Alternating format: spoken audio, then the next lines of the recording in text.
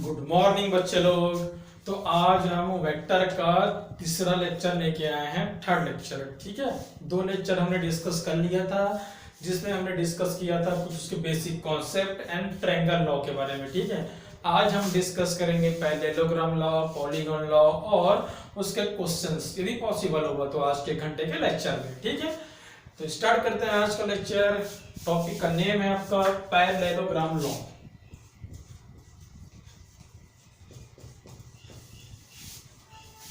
Parallelogram ये बच्चों, ठीक है, हो गया। तो जैसा ट्रायंगल लॉ में अपने अच्छा पैरेललोग्राम बनता कैसा है बच्चों, पहले तो ये जान लो, ये होता है पैरेललोग्राम, ये ऐसा याद कीजिए आप, ये होता है पैरेललोग्राम, ये ऐसा, ठीक है।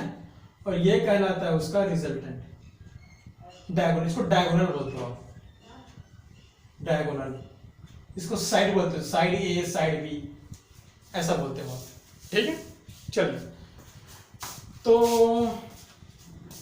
ट्रायंगल के लिए 3 वेक्टर चाहिए था। यहां कितने वेक्टर चाहिए? 5, 1 2 3 4 5। तो गलत, यहां भी 3 ही चाहिए आपको। क्यों? पता है जो वेक्टर ये होता है वही वेक्टर ये होता है, जो ये होता है वही ये होता है, ठीक है। तो वो एक तो ये चाहिए, ये अपने आप मिल जाएगा, ये चाहिए, ये अपने आप मिल जाएगा, हो 2 ही चाहिए, और एक आपको डायगोनल चाहिए, 3 चाहिए आपको, ठीक है। तो मान लो बच्चों 3 वेक्टर वही जो कल किए थे आप। मान लो एक वेक्टर ए है, मान लो एक वेक्टर आपका बी है, मान लो एक वेक्टर आपका या ऐसा, ठीक है, हो गया। पिछले बार जो किए तो वही काम आपको करना है, ठीक है। पिछले बार हमने क्या किया था भाई? ट्रायंगल बनाया था। इस बार ट्रायंगल नहीं बनाएंगे, पैरेललोग्राम बनाएंगे। कैसे? आपको पता है कैसे होता है? पहले तो एक ओरिजिन होना चाहिए, तो पहले एक ओरिजिन, ओरिजिन से एक साइड बनना चाहिए, तो ये रहा एक साइड जिसका नाम बोलता हूं ए वेक्टर। ओरिजिन से एक और वेक्टर निकलता है, ये ऐसा। इसका पहले इसको समझना पड़ता है कि पैरेललोग्राम बनता कैसे है। ओरिजिन से 2 लाइन निकलना चाहिए, ये ऐसा, ठीक है, हो गया। अब उसके बाद जैसा ही है वैसे ही है, तो जैसा है वैसे एक डायग्राम बनाओ, ये ऐसा।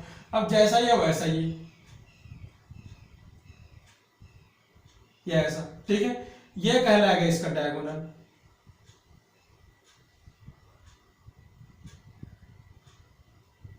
ये ऐसा, ठीक है। बच्चों 2 वेक्टर, एक वेक्टर और 2 वेक्टर किसका काम कर रहे थे? साइड का। तो डेफिनेट सीधी सी बात है कि तीसरा वेक्टर किसका काम करेगा? डायगोनल का।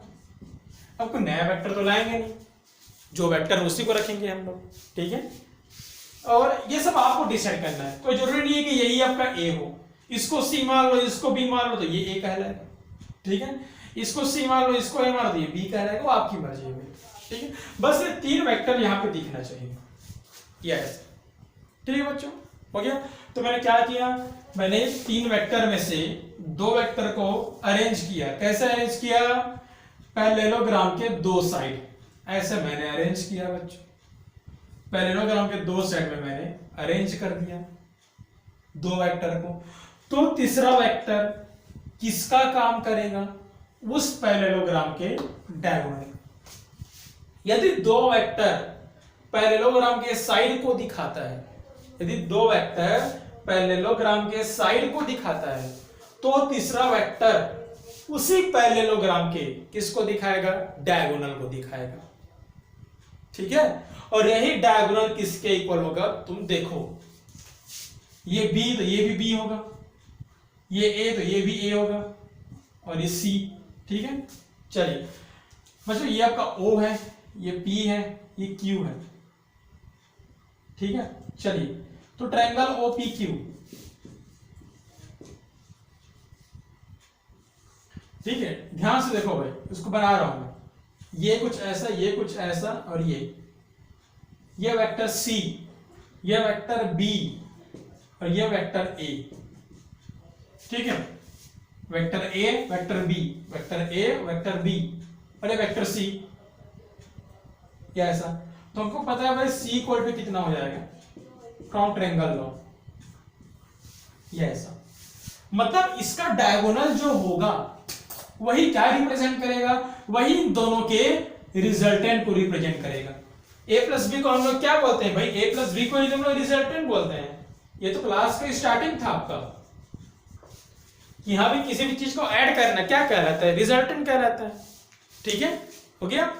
चलिए, तो ये जो इसका डायगोनल है, पैरेललोग्राम का ये जो डायगोनल है क्या रिप्रेजेंट करेगा, इसके रिजल्टेंट को, ये ऐसा। ठीक है, इसको फिर से देखते हैं बच्चों। यदि कोई दो वेक्टर पैरेललोग्राम के दो साइड को दिखाता है, ठीक है, यदि कोई दो वेक्टर पैरेललोग्राम के दो साइड को रिप्रेजेंट करता है, तो तीसरा वेक्टर उसी पैरेललोग्राम के किसको रिप्रेजेंट करेगा, डायगोनल को। ठीक है, और जो इक्वल होगा किसके, उन दोनों वेक्टर के रिजल्टेंट के। यह ऐसा, यह आपको तब का पैरेललोग्राम लो। ठीक है, हो गया।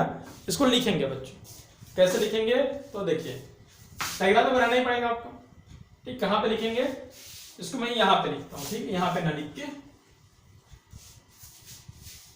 इसको मैं यहां पे लिखता हूं।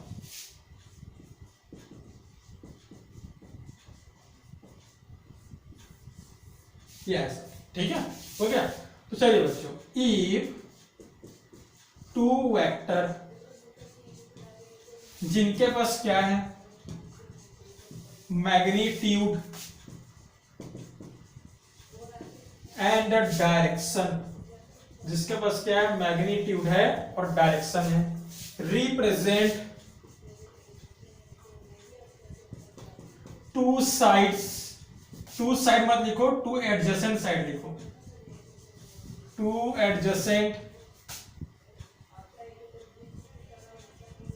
Side of parallelogram. मैं आधा लिख रहा हूं बच्चों, ये देखो ऐसा। If two vector represent two adjacent side of parallelogram, then third vector, तीसरा वेक्टर, which having, जिसके पास, also क्या है, मैग्नीट्यूड एंड डायरेक्शन, उसके पास भी क्या बच्चों, मैग्नीट्यूड है और उसके पास भी क्या है, डायरेक्शन है। ठीक है, रिप्रेजेंट, किसको रिप्रेजेंट करेगा वो, रिप्रेजेंट दी डायगोनल ऑफ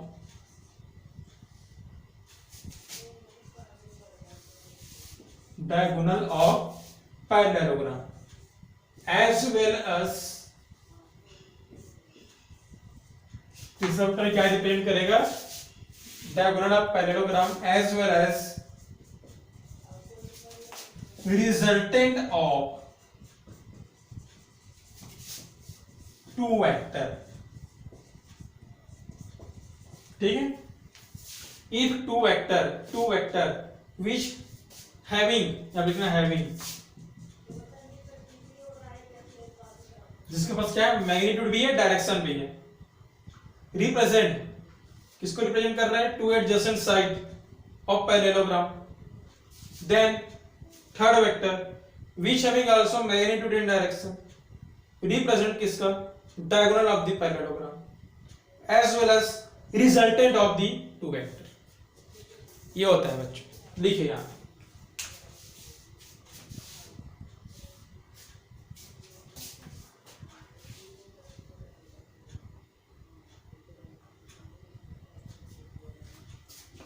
ठीक है, ये होता है।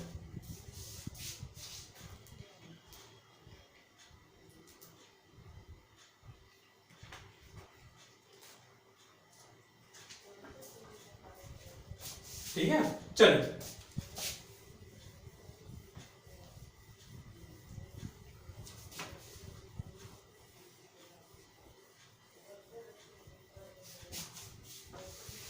ठीक है बच्चों, अब इसका वो डेरिवेशन करेंगे मैग्नीट्यूड वाला, तो घबराओ मत, करने की जरूरत नहीं है, कैसे बता रहा हूं देखो। ठीक है, देखिए कैसे, ट्रायंगल लॉ में एंगल कहां बनाए थे, दो वेक्टर के बीच, ये ऐसा, यहां भी एंगल कहां बनाएंगे, दो वेक्टर के बीच ही बनेगा, मत घबराओ, ये वेक्टर और ये वेक्टर, ये एंगल थीटा। तो जब ये एंगल थीटा तो ये एंगल भी थीटा, यस, ठीक है, हो गया। अब क्या करेंगे, आप ये देखो, ये एंगल कितना है, थीटा, याद कीजिए, ये O, ये P, ये Q, ये R। अब पूरा डेरिवेशन सेम होगा, ठीक है, आंसर आपका वही आएगा, R is equal to root over a square plus b square plus 2ab cos theta, वही रिजल्ट, क्योंकि वही डायग्राम है, देखो ये ऐसा, ये सी था आपका, वही डायग्राम है ना, देखो पहले पाइथागोरस लेंगे फिर पी क्यू निकालेंगे ऐसा करके, जब डायग्राम वही है तो क्या है, फिर कैलकुलेशन दोबारा करना आपको, वही आपका आंसर आएगा। और फिर से वही काम करेंगे, मान लीजिए ए से अल्फा एंगल बना रहे हैं, पता फिर आपको ये सब, ठीक है, चलिए हो गया बच्चों। अब मोस्ट आपका इंपॉर्टेंट आपका point,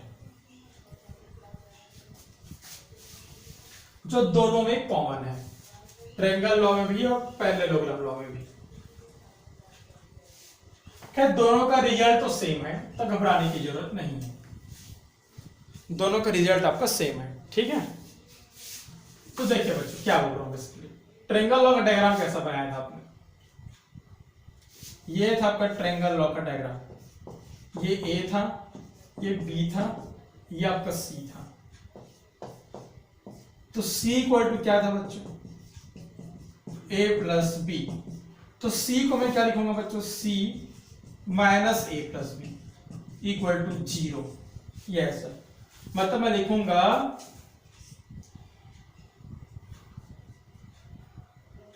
some of all vector कितना होगा बच्चों आपको, 0।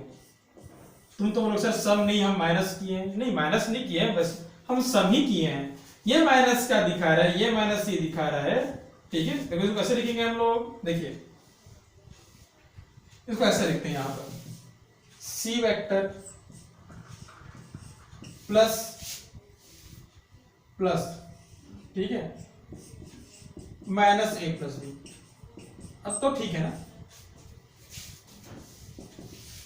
फिर दो वेक्टर को प्लस ही तो किए हो, पहला वेक्टर और ये दूसरा वेक्टर प्लस तो किए हो ना, ये माइनस ये दिखा रहा है कि यदि सी वेक्टर का डायरेक्शन इधर है तो ए प्लस बी का डायरेक्शन उल्टा है, खाली माइनस ये दिखा रहा है कि ए प्लस बी सी के अपोजिट है, देखो ना सी प्लस में है बाकी दो माइनस में है, यस, ये तो उल्टा भी कर सकते हो, चलो इस यहां माइनस लगा दो, यहां प्लस कर दो, ठीक है, समझ गए। तो सी उल्टा है ए प्लस बी के, एक ही चीजें हैं, कैसा, तो सम ऑफ ऑल वेक्टर कितना होता है बच्चों आपका, 0 होता है, माइनस सिर्फ क्या दिखा रहा है, डायरेक्शन, यदि बच्चों को मैं डायरेक्शन को उल्टा कर देता हूं, यस, ये पूछा जाता है एग्जाम में, ठीक है, मान लो डायरेक्शन ऐसा है, एक कंप्लीट साइकिल, एक कंप्लीट साइकिल, तो क्या लिखोगे, तो सीधी सी बात है बच्चों, सीधा क्या लिखोगे आप, सी वेक्टर, अब सेम डायरेक्शन है तो एक कंप्लीट साइकिल के लिए कितना हो जाएगा आपका, 0, यस, ठीक है बच्चों, चलिए ठीक है बच्चों, ये बताओ ट्रायंगल कौन सी बॉडी होती है, 2D या 3D, ट्रायंगल आपका 2D बॉडी होती है, ट्रायंगल का वॉल्यूम नहीं निकाल सकते आप, ठीक है, जिस चीज को वॉल्यूम निकाल सकते हो 3D, जिस चीज को वॉल्यूम नहीं निकाल सकते 2D, ट्रायंगल 2D होता है, सेम पैरेललोग्राम वो भी क्या होता है, 2D होता है, ठीक है। चलिए तो 2D बॉडी को कहां पे रखोगे आप, मैं आपको 2D बॉडी देता हूं तो कहां पे रखोगे आप, x y z, 2D कहां पे रखोगे, x में पॉसिबल ही नहीं है, 2D मतलब दो डायरेक्शन, y में पॉसिबल नहीं है, z में x और y पे रखेंगे, एक डायरेक्शन दो डायरेक्शन, 2D बॉडी के लिए दो डायरेक्शन, 1D बॉडी के लिए एक डायरेक्शन, 2D बॉडी के लिए दो डायरेक्शन, 3D बॉडी के लिए 3 डायरेक्शन, या तो यहां पे रखेंगे या तो यहाँ पे। तो इसीलिए बोला जाता है बच्चों कि पूरा डायग्राम किस में बनता है, ऑल दी डायग्राम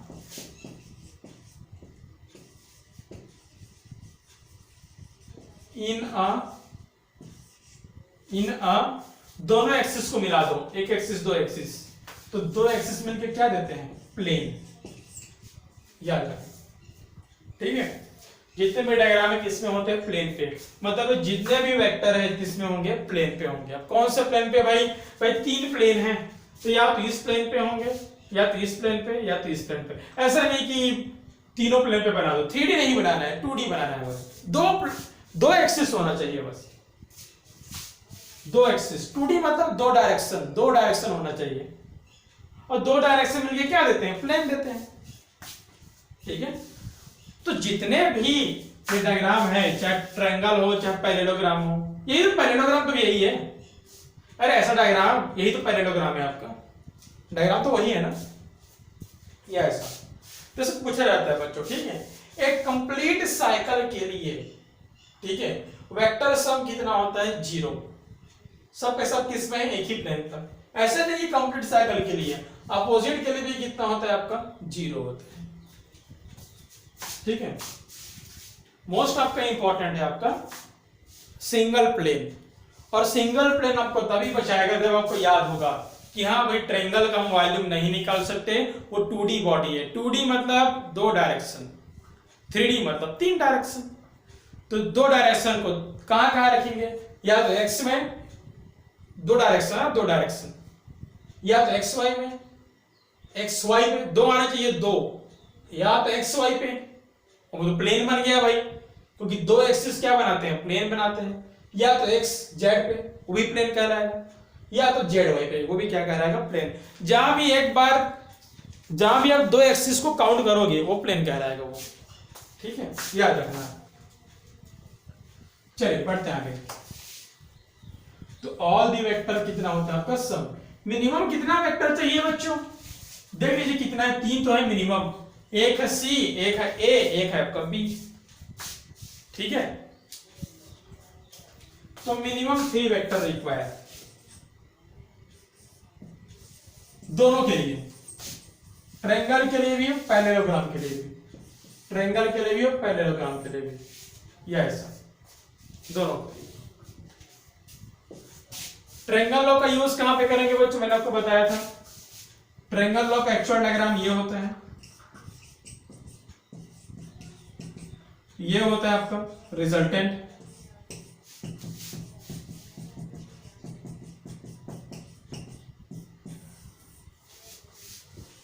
मैं यहां से चलना शुरू किया और यहां पे जाके रुक गया, ठीक है।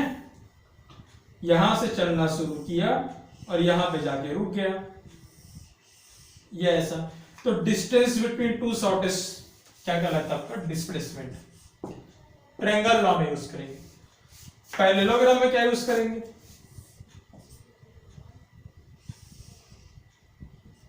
ये था आपका ए, ये है आपका बी, ये ऐसा। पैरेललोग्राम में ये सी होता है आपका, ये ऐसा, ये आपका सी होता है पैरेललोग्राम में,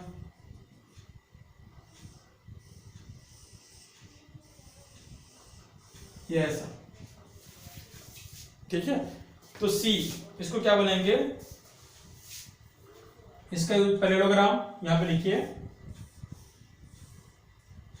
इसका यूज करेंगे नेट, या नेट ना लिख के इसको लिखेंगे रिजल्टेंट। अब जब क्वेश्चन जब करेंगे ना तो क्लियर हो जाएगा, मत घबराओ, किसको कहां पे आपको यूज करना है। अब डायग्राम को बस याद रखो, डायग्राम को, कि हाँ भाई ट्रायंगल लॉ का डायग्राम ऐसा होता है, पैरेललोग्राम का डायग्राम ऐसा होता है, बस आपको समझ में आएगा किसमें आप यूज करते हैं, ठीक है। चलिए, ये तो साफ क्लियर डिस्प्लेसमेंट बोलते हैं भाई। मैं यहां से चलना शुरू किया, यहां पहुंच गया, 2 पॉइंट के शॉर्टर डिस्टेंस सी, डिस्प्लेसमेंट। ये रिजल्टेंट होता है बच्चों, रिजल्टेंट, नेट बोलते हैं इसको, ठीक है। चलिए, बाकी आपको जब क्वेश्चन जब करेंगे ना तो आपको समझ में आ जाएगा, ठीक है। चलिए, तो अगला आप कहता है बच्चों पॉलीगॉन, पॉलीगॉन लो। अगला क्या आएगा, polygon law.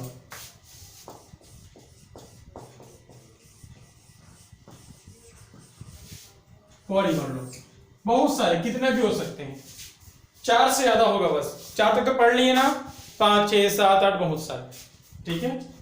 n number of vector, n number of vector होंगे बहुत सारे, n नंबर ऑफ वेक्टर, बहुत सारे वेक्टर आपके होंगे, ठीक है। ये होते पॉलीगॉन, दिख रहे हैं, हाँ polygon law, n number of vector, ठीक है। तो चलिए, तो मान लीजिए बच्चों मेरे पास बहुत सारे वेक्टर हैं, कितने हैं पता नहीं, बहुत सारे हैं,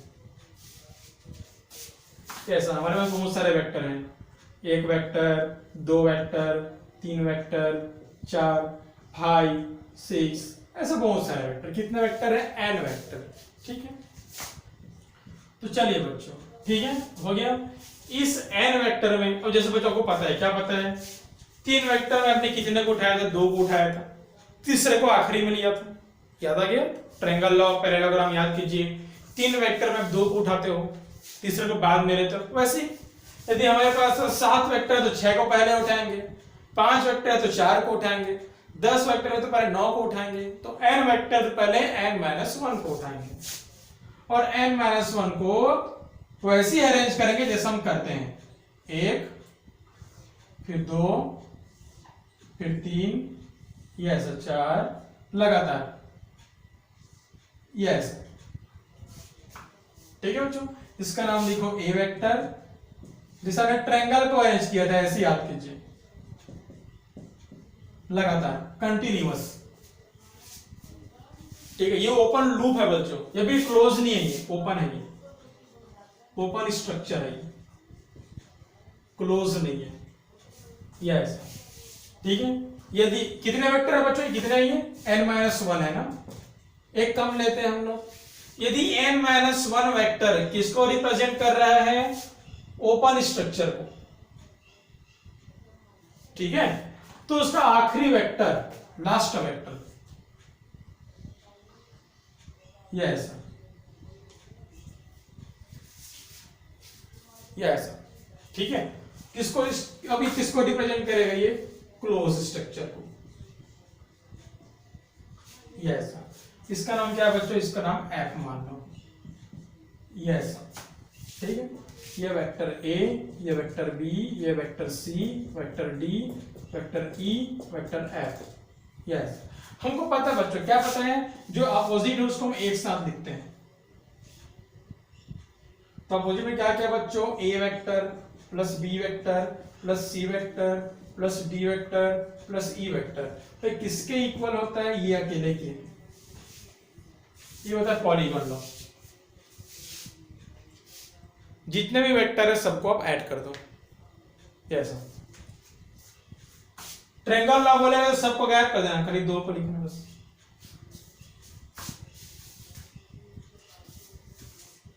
ठीक है, हो गया, ठीक है। तो क्या है बच्चों, यदि n-1 वेक्टर किसको रिप्रेजेंट करता है, ओपन स्ट्रक्चर को रिप्रेजेंट करता है, तो उसका लास्ट वेक्टर किसको रिप्रेजेंट करेगा, उसके क्लोज स्ट्रक्चर को, साथ ही साथ किसको रिप्रेजेंट करेगा, सारे वेक्टर के रिजल्टेंट को, ठीक है। सेम डेफिनेशन है, ये तो सब में कॉमन है ना, रिजल्टेंट वाला सब में कॉमन है, ये आपको तब का पैरेललोग्राम लॉ,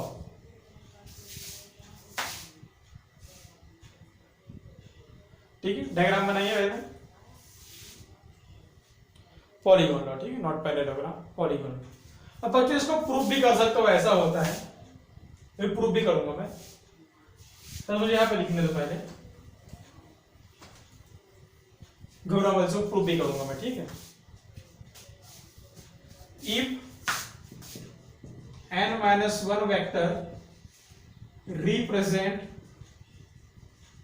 the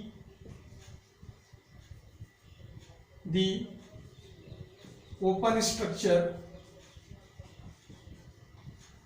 then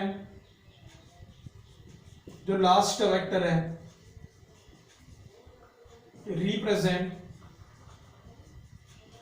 दी, अभी किसको रिप्रेजेंट किया, मेरे क्लोज स्ट्रक्चर को, क्लोज स्ट्रक्चर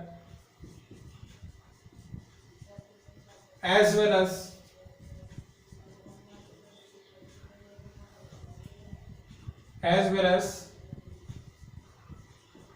रिजल्टेंट ऑफ, किसका रिजल्टेंट बच्चों, ये किसका, बाकी का, यस ठीक है, किसका, तो बाकी का।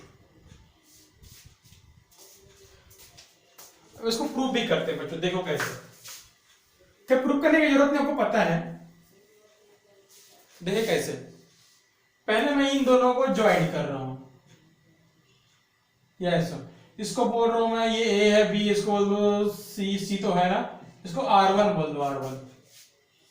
तो आपको पता है बच्चों, R equal to a plus b होगा, R1 is equal to a plus b. अब इसको मिटा दो, अब इन दोनों को ज्वाइन करो बच्चों, इसको R2 बोलो, तो R2 इक्वल टू कितना होगा बच्चों, R2 equal to R1 plus c, R1 plus c, yes. अब इसको मिटा दो, और आपका F इक्वल टू कितना होगा बच्चों, नहीं F नहीं ना, पहले ये आएगा ना, अभी तो ये आएगा ना, यस। इसको थोड़ा दूर बना देना, इसको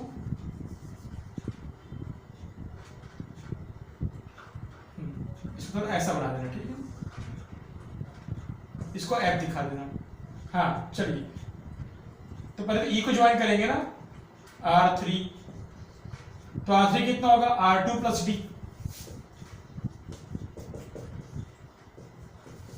R2 मतलब कितना है बच्चों, R2 मतलब है A vector plus B vector plus C vector plus D vector, हो गया।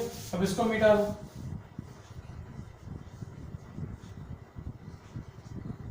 ठीक है। अब ये क्या था, वेक्टर F, ये क्या होगा बच्चों, R3 प्लस E,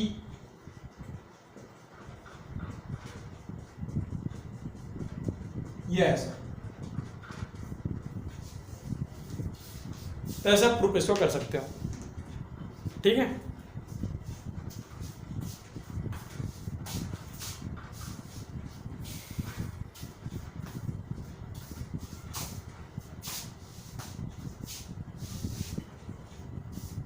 ठीक बच्चों, चलिए अब बढ़ते हैं आगे।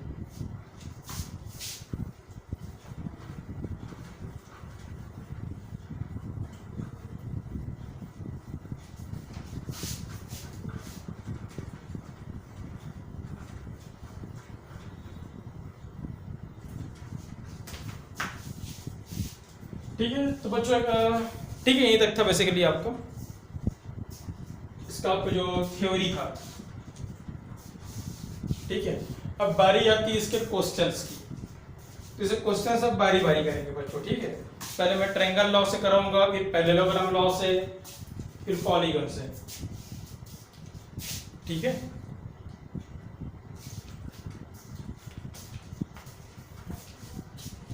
कुछ ऐसे क्वेश्चन कराऊंगा जो सिर्फ ट्रायंगल लॉ से बनेगा, कुछ ऐसे जो सिर्फ पॉलीगन से बनेगा, कुछ ऐसे जो सिर्फ पैरेललोग्राम से बनेगा, और कुछ ऐसे क्वेश्चन जो कॉमन होंगे, जो कहीं से भी आप बना सकते हैं, ठीक है।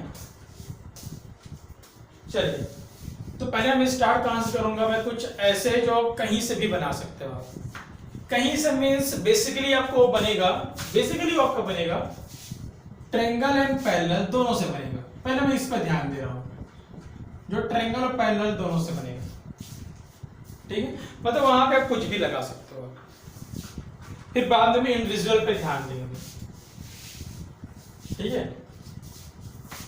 तो सिर्फ ट्रायंगल से बनेगा, सिर्फ पैरेलल से बनेगा, ऐसा वो भी ध्यान देंगे आप, ठीक है। तो चलिए, तो क्वेश्चन बोला गया है, पहला क्वेश्चन बोला गया है, पहला क्वेश्चन, ठीक है। The ratio of two forces, ratio of two forces in magnitude are 2:3, then find these two force. If angle between them is 120 degree, यदि इनके बीच का एंगल आपको 120 डिग्री हो, तो यदि इनके बीच का एंगल आपका 120 डिग्री हो,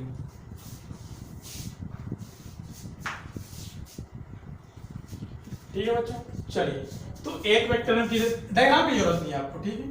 तो एक वेक्टर मान लो आप इधर बनाओगे, मान लो सबसे पहले यहां पे लिखो भाई, लेट सॉल्यूशन लिखो यहां पर, let two vector are a and b लिखो पहले, ठीक है। चलो मान लो पहला वेक्टर ये है बच्चों, ये ऐसा, ठीक है, हो गया। मान लो दूसरा वेक्टर ये है, इससे 120 पर, ये ऐसा करके, ठीक है, हो गया। ये आपका दूसरा वेक्टर है, ठीक है। चलिए पैरेललोग्राम बनाओगे, ये ऐसा, ठीक है। तो ये क्या कहलाएगा आपका, रिजल्टेंट कहलाएगा, ये ऐसा, ठीक है। डायग्राम को हम अच्छे से बना दें। अब यहाँ पे पहले लिखो यार, क्या है आपका 2:3 है ना, और एंगल 120 है, तो इसको मिटा दो आप। तो पहले तो यहाँ पे लिखो आप कि रेशियो कितना है, 2:3 120, ये ऐसा रेशियो मत लिखना, a vector upon b vector, question ने बोला है ना मैग्नीट्यूड में, ठीक है। और आपको पता है भाई सारे फॉर्मूले किसमें, मैग्नीट्यूड में है। हम जितने भी डेरिवेशन किए हैं वो किसमें, मैग्नीट्यूड में है।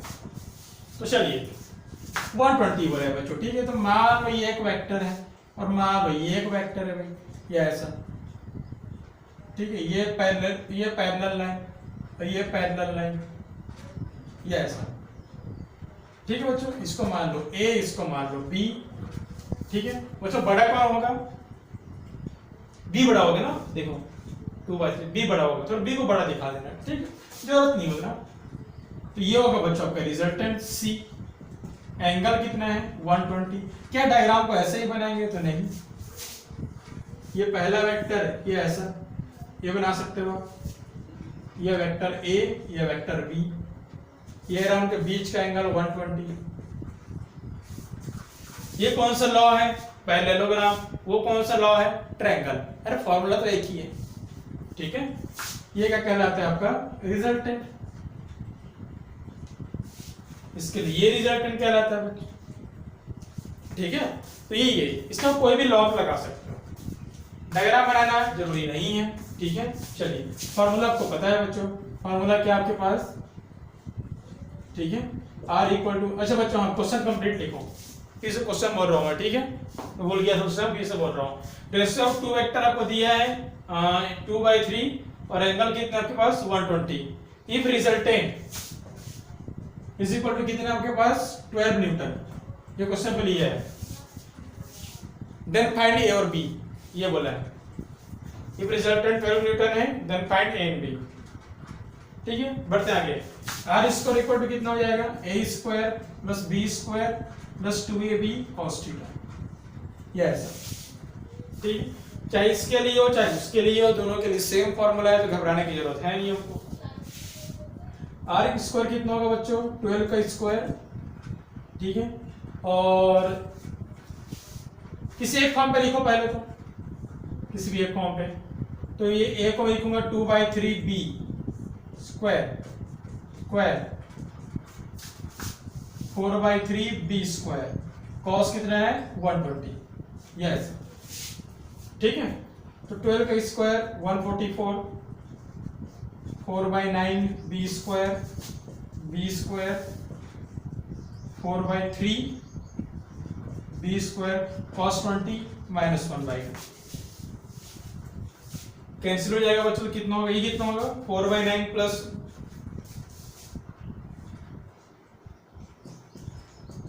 कितना हो गई है 4/9 प्लस बी स्क्वायर, तो 4 9 13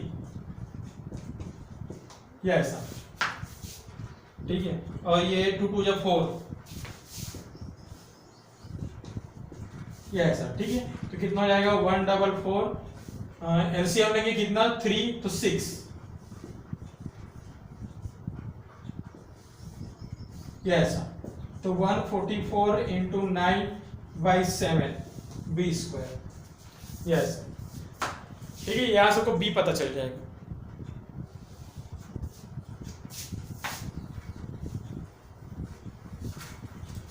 यहां से बी निकाल लीजिए, कितना आपका आएगा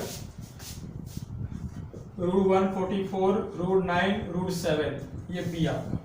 तो ये 12 ये 3 √7 किसका होगा 2 का 4 होता है, या √7 ही लिख लो आपकी मर्जी है। 2 का 4 3 का 9 2 के समथिंग आपका होगा, 2 का स्क्वायर 4 3 का स्क्वायर 9, इनके बीच का आसपास ले लो 2.5 इतना न्यूटन, आंसर न्यूटन में आएगा, ठीक है। क्योंकि फोर्स है बच्चों, फोर्स न्यूटन। अब ए मिल गया तो वहां से बी मिल गया तो यहां से ए निकाल लो, यस ठीक है। यहां सब ए निकाल लो। अब कभी कभी हाँ उसे इतना ही पूछा गया था, एंगल तो पूछे नहीं गया है, बट हो सकता है क्वेश्चन पूछ दे कि 10 एंगल निकालो। एंगल नहीं पूछता, 10 एंगल पूछता है, ठीक है कि 10 एंगल निकालो। तो फिर इससे परफेक्ट आंसर नहीं आएगा, कोई मर्जी से मैं लिया हूं, ठीक है। 10 एंगल निकालो, मान लो ये रिजल्टेंट है वेक्टर ए से अल्फा एंगल बना रहा हूं, वेक्टर ए से। तो 10 अल्फा कैसे निकालते हैं मैंने आपको बताया था, जिसको लिखते हैं उसको अकेले छोड़ दो, फिर b sin थीटा और ये कितना होगा पास b cos थीटा। b कितना निकाले हो, जो भी निकाले हो। sin 120 कितना होता है बच्चों √3/2 और cos 120 कितना होता है -1/2। ए और b का वैल्यू आपको पता है, ठीक है। चलिए बढ़ते आगे। तो ये आपका दोनों लॉस इसको लगा सकते थे,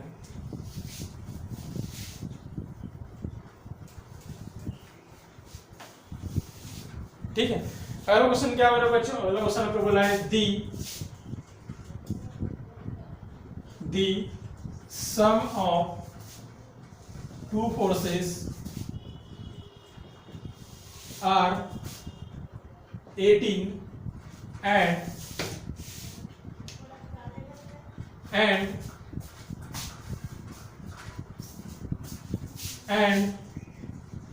their resultant are 13, ठीक है। if this resultant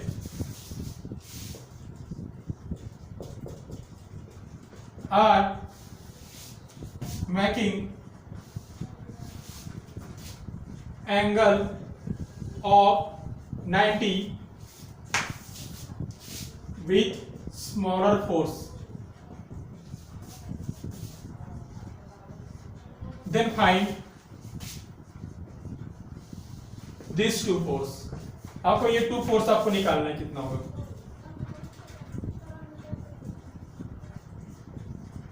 then find these two force। ये दो फोर्स कितना आपको निकालना है,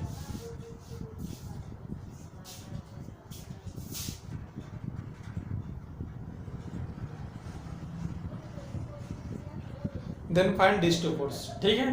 चलिए बढ़ते हैं। सॉल्यूशन क्या बोला है बच्चों, this sum of two forces, let two force are a and b, दोनों का सम दिया है कितना आपको 18, द रिजल्टेंट इज 13, रिजल्टेंट मान लो सी कितना दिया आपको 13, ठीक है। रिजल्टेंट बना रहा है 90 डिग्री किसी एक के साथ, या तो ए के साथ या तो बी के साथ, तो let a is less than b ऐसा मान के चल रहे हैं, आपकी मर्जी है, ठीक है। तो रिजल्टेंट बना रहा है 90 डिग्री किसके साथ, स्मॉल के साथ, ए के साथ। इसको तो अल्फा बोलते हो ना, जो रिजल्टेंट बनाता है ए एंगल उसी को अल्फा बोलते हो। डायग्राम कैसे बनवाओगे भाई, कोई भी डायग्राम बना लो, चलो ये ऐसा,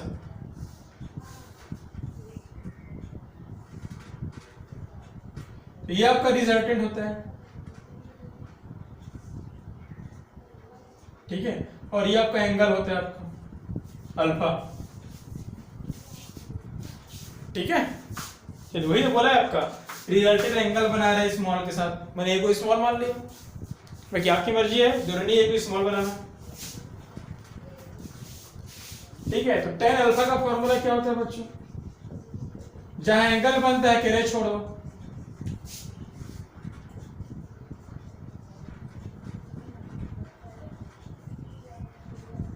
यह ऐसा।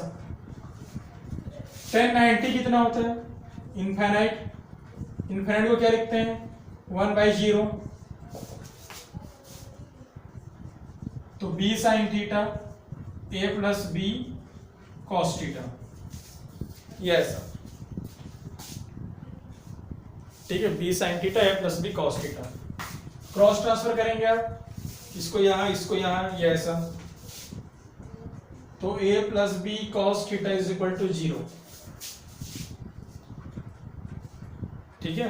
तो a इक्वल टू कितना मिलेगा आपको, a equal to minus b cos theta, yes, a is equal to minus b cos theta, हो गया। बस फॉर्मूला आपको यूज करना है,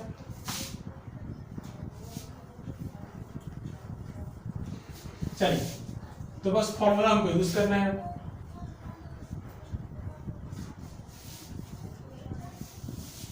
क्या होता है फॉर्मूला बच्चों, R square is equal to a square plus b square plus 2ab cos theta, ठीक है। आर कितना है बच्चों 13, तो 169, ए को मैं क्या लिख सकता हूं, बी को 18 माइनस ए,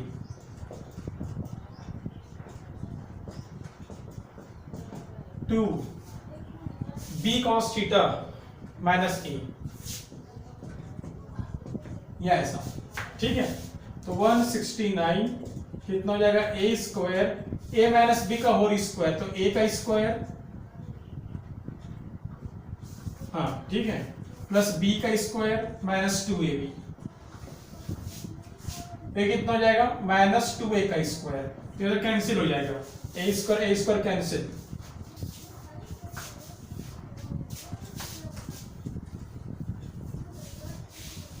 ठीक है। तो कितना आएगा ये 169 minus 324 is equal to minus 36a, कितना आएगा देखो, ये 14 में 9 जाएगा 6,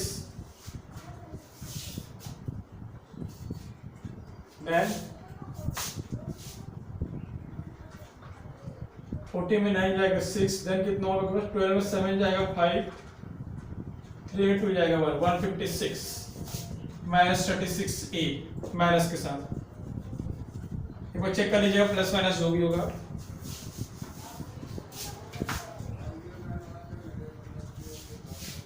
तो माइनस माइनस कैंसिल, तो 156/36a, देखो किसमें कैंसिल जाएगा, 2 18 जा, 2 9 जा,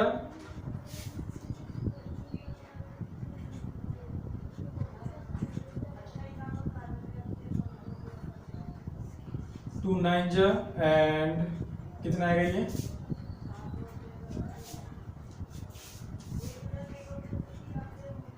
2 8 जा,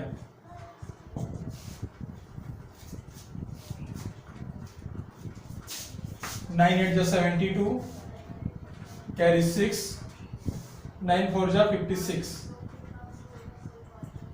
इतना न्यूटन आपका आएगा 8.4, ए का वैल्यू, ठीक है। तो बी निकाल लो, आपको दोनों का सम पता है,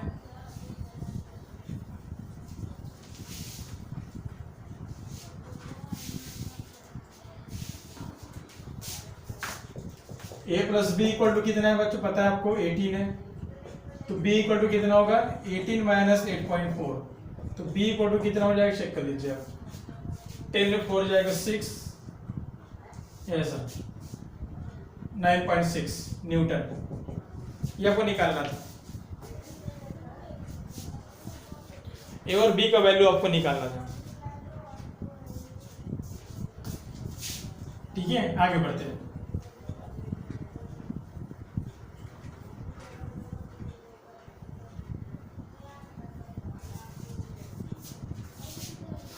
पहला क्वेश्चन बोला है बच्चों, if two vector of equal magnitude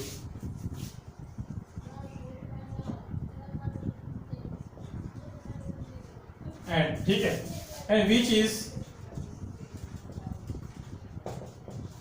is also equal to its resultant, which is also equal to its resultant, find angle between two vectors,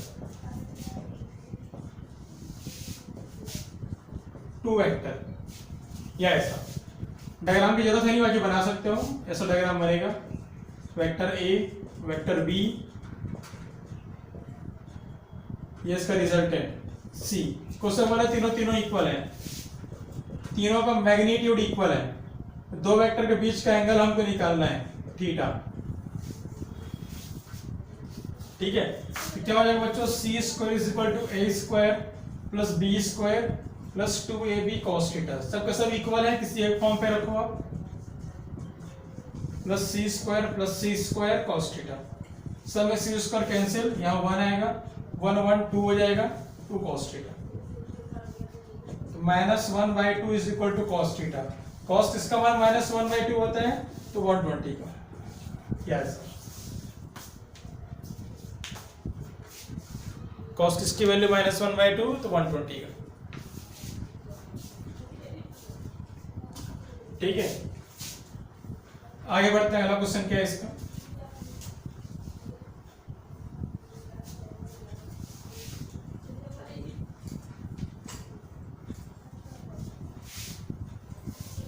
ठीक है, अगला क्वेश्चन बोला है, दी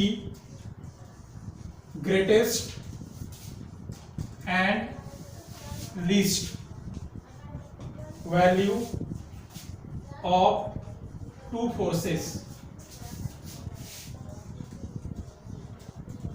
आर 12 and 5 न्यूटन। ठीक है, find this to force.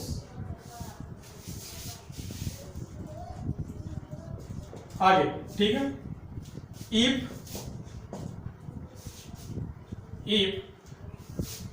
each force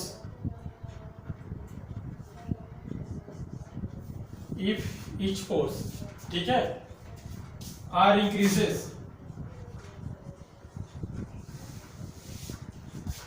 increases by 3 and finally they are perpendicular,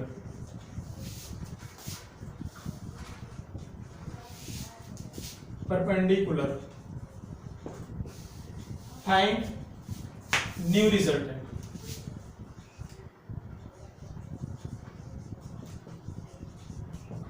yes, find new resultant।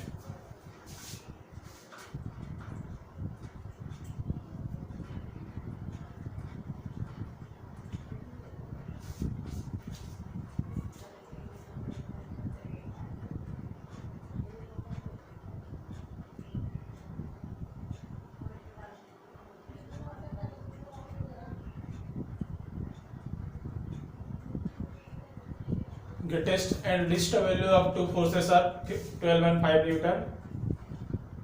Find these two forces। ठीक है, if each forces वाली कहना, if each forces are increases by 3 and finally they are perpendicular। चलिए, let two forces are A and B तो greatest क्या होता है बच्चों, ग्रेटेस्ट फोर्स क्या होता है इसका, a प्लस बी, आपको पता है कितना है 12, लीस्ट कितना होता है a माइनस बी, कितना है आपके पास 5, फाइंड दिस टू फोर्स, दोनों को निकालो कितना होगा, ये 2a इक्वल टू 17, तो a इज इक्वल टू, कुछ अच्छा रीडिंग हम लेते हैं, इसको 6 मान लो, चलो कैलकुलेशन थोड़ा आसान हो जाए, ठीक है। 12 6 जा 18, तो a इक्वल टू 9 न्यूटन, यदि a आपका 9 है तो b कितना हो जाएगा आपके पास 3 न्यूटन, पहला case. Second case, if each force increases, तो नया फोर्स कितना मिलेगा बच्चों, a डैश, नया force 9 plus 3 is equal to 12, और b dash 3 plus 3 is equal to 6, दोनों परपेंडिकुलर है,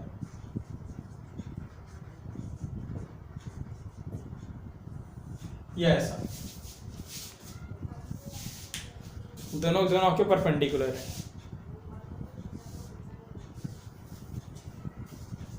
ठीक है।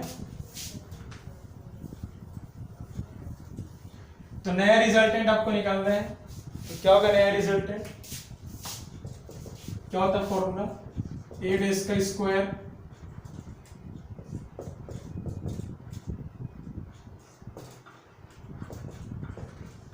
b डैश का square 2a dash b dash cos 90 बोला है, ठीक है, cos 90 0, तो c डैश का स्क्वायर, a डैश कितना है 12 का स्क्वायर, और ये कितना है 6 का स्क्वायर,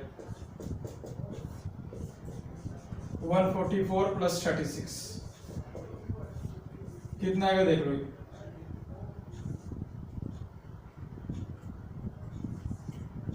180 किसका होता है, 180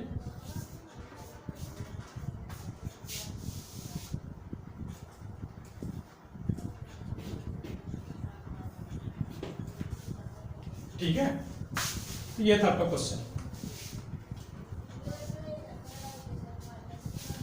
ठीक है। चलिए बाकी सॉल्व अप कर सकते हो आप, 20 इंटू 9,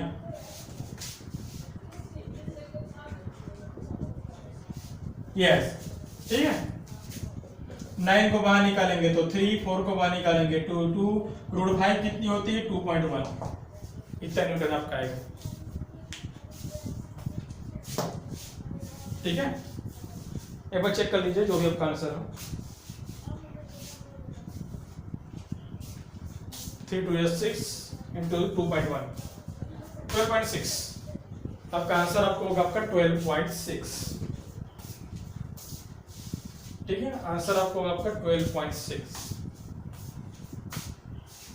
तो आज का क्लास यहीं पे स्टॉप करते हैं, देन कल हम सीखेंगे individual triangle law, individual parallelogram law, फिर इंडिविजुअल आपका वो पॉलीगॉन लॉ, ठीक है। तो बढ़ते रहिए, all the best, thank you.